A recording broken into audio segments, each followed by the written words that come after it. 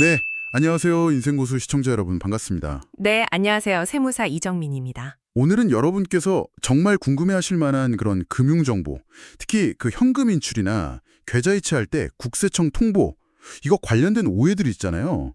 그거 좀 짚어보고요. 네네. 그리고 최근에 상속세가 좀 예상과 다르게 움직였다는데 그 동향까지 좀 깊이 파헤쳐보겠습니다. 네, 아주 중요한 주제들이죠. 잘못된 정보는 저희가 오늘 확실히 바로잡아 드리고 또 꼭 알아두셔야 할 핵심들만 쏙쏙 뽑아서 정리해 드릴 테니까요. 채널 고정해 주시고요. 자, 그럼 바로 시작해 볼까요? 네, 좋습니다. 우선 그 얘기 정말 많이 들어요. 1,000만 원 이상 현금으로 싹 인출하면 그 즉시 국세청에 바로 통보가 간다. 이거 진짜예요? 아, 네. 그게 정말 대표적인 오해 중 하나인데요. 결론부터 딱 말씀드리면 1,000만 원 넘게 뽑는다고 그게 자동으로 국세청에 막 통보되고 그런 시스템은 아니에요. 아니군요. 네, 이런 오해가 왜 생기냐면 그 금융정보분석원, FIU라고 하죠. 네, FIU요? 네, 이 FIU의 보고 기준하고 국세청의 세무조사 절차하고 이걸 좀 혼동하시는 데서 비롯되는 것 같아요. 그럼 FIU랑 국세청은 역할이 좀 다른 거네요. 그렇죠. 완전히 다르죠. FIU는 주로 이제 자금 세탁이라든지 뭐 테러 자금 조달 같은 그런 불법적인 자금 흐름을 막으려고 특정 금액 넘는 금융거래, 특히 현금 거래를 보고받는 기관이거든요. 아하, 이건 그냥 금융기관이 의무적으로 보고하는 사항이지 이걸 받았다고 국세청이 바로 조사해야겠다 이렇게 달려드는 신호는 아니라는 거죠. 그럼 국세청은 언제 움직이는 건데요? 국세청은 보통 이제 탈세 혐의가 좀 보인다거나 아니면 자금 출처가 너무 불분명하다 이럴 때 이제 FIU 정보도 참고하고 뭐 다른 여러 가지 자료들을 다 종합적으로 검토해서 이거 조사해봐야겠다 이렇게 판단을 하는 거죠. 단순히 한 번 고액 현금 인출했다 이것만 가지고는 좀 부족해요. 그렇군요. 그럼 계좌이체는 어떤가요? 이것도 좀 비슷한 오해가 있는 것 같던데 뭐 몇 천만 원 이상 보내면 바로 조사 들어온다 이런 말도 있잖아요. 네, 맞아요. 그것도 아주 비슷한 맥락의 오해입니다. 물론 뭐 고액 계좌이체 내역 같은 건 나중에라도 자금 출처 수사나 이런 과정에서 당연히 검토될 수는 있어요. 예를 들면 뭐 집 살 때 자금 출처 소명하라거나 할 때요? 네, 그쵸. 그럴 때 이제 과거 이체 내역 같은 게 확인될 수도 있겠죠. 하지만 그 이체 행위 자체가 뭐 실시간으로 국세청 감시망에 딱 걸린다거나 그걸로 바로 조사가 시작된다거나 그런 건 아니라는 거예요. 역시 FIU 보고하고 국세청 조사는 좀 발개의 절차다. 이걸 기억하시는 게 중요해요. 그러니까 보고가 곧바로 조사는 아니다 이 말씀이시네요.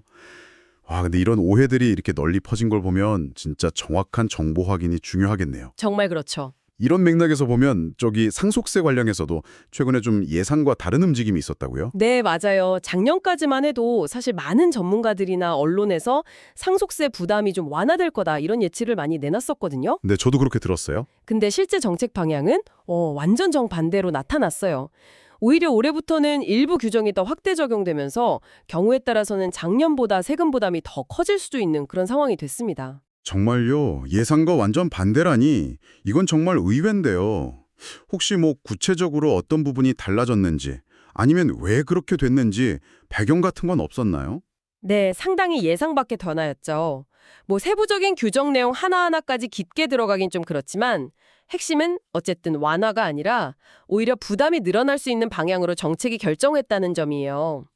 왜 이렇게 갑자기 방향이 바뀌었는지에 대한 뭐 명확한 설명은 좀 부족하긴 한데 아마도 정부의 재정 상황이나 아니면 다른 정책적인 우선순위 변화 이런 것들이 좀 복합적으로 작용한 게 아닐까 뭐 그 정도로 추측해 볼 수는 있겠죠. 중요한 건 어쨌든 예측이랑 현실이 이렇게 다를 수 있다는 거예요. 정말 그러네요.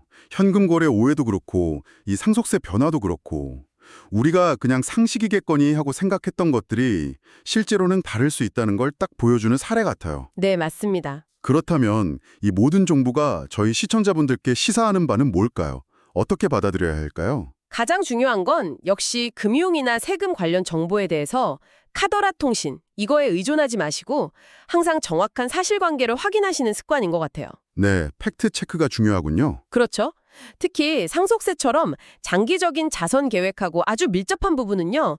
최신 규정을 꾸준히 확인하고 또 필요하다면 꼭 전문가하고 상담하시는 게 필수적입니다.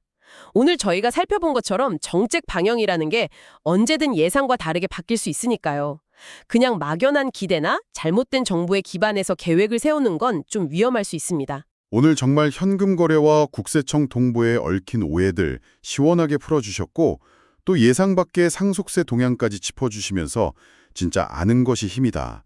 이 말을 다시 한번 실감하게 되네요. 당연하다고 여겼던 금융상식도 진짜 주기적으로 점검해봐야겠어요. 네, 맞습니다. 그리고 이러한 세금 정책의 변화는 단순히 개인의 자산 관리 문제를 넘어서서요, 더 넓은 어떤 경제적, 사회적 맥락 속에서 이해할 필요도 있는 것 같아요. 아, 더 큰 그림으로 봐야 한다. 네. 오늘 저희가 나눈 이야기 외에도 우리가 뭐 당연하게 여기는 금융제도나 아니면 정부의 지원 시스템 같은 것들 있잖아요. 이런 것들 중에 앞으로 또 어떤 예상치 못한 변화가 우리를 기다리고 있을지 이건 계속 관심을 가지고 지켜볼 필요가 있겠습니다. 예를 들면 어떤 걸까요? 글쎄요, 예를 들자면 뭐 미래의 복지제도는 지금 우리가 기대하는 모습과 과연 같을지 아니면 뭐 재정 문제나 다른 이유로 예상치 못한 방향으로 조정될 가능성은 없을지 이런 것들도 한번 생각해 볼 문제죠. 아, 그러네요. 오늘 정말 유익한 정보와 또 생각할 거리까지 던져주셨습니다. 오늘 말씀 정말 감사합니다. 네, 감사합니다. 인생고수 시청자 여러분, 오늘 내용 어떠셨나요? 혹시 영상을 보시다가 궁금한 점이 생기시면 언제든지 아래 댓글로 남겨주시고요. 오늘 영상이 도움이 되셨다면 구독, 좋아요, 알림 설정 꼭 부탁드립니다. 그리고 주변 지인분들께도 이 영상 널리 공유해 주시면 정말 감사하겠습니다. 네, 댓글 많이 남겨주세요. 다음 시간에는요, 2025년 우리 어르신들을 위한 복지 혜택을 총정리해드리는 시간을 갖겠습니다. 매달 45만 원 이상 절약할 수 있는 꿀팁, 복지제도 7가지를 엄선했으니까요. 다음 영상도 꼭 시청 부탁드립니다. 네, 다음 영상도 기대해 주세요.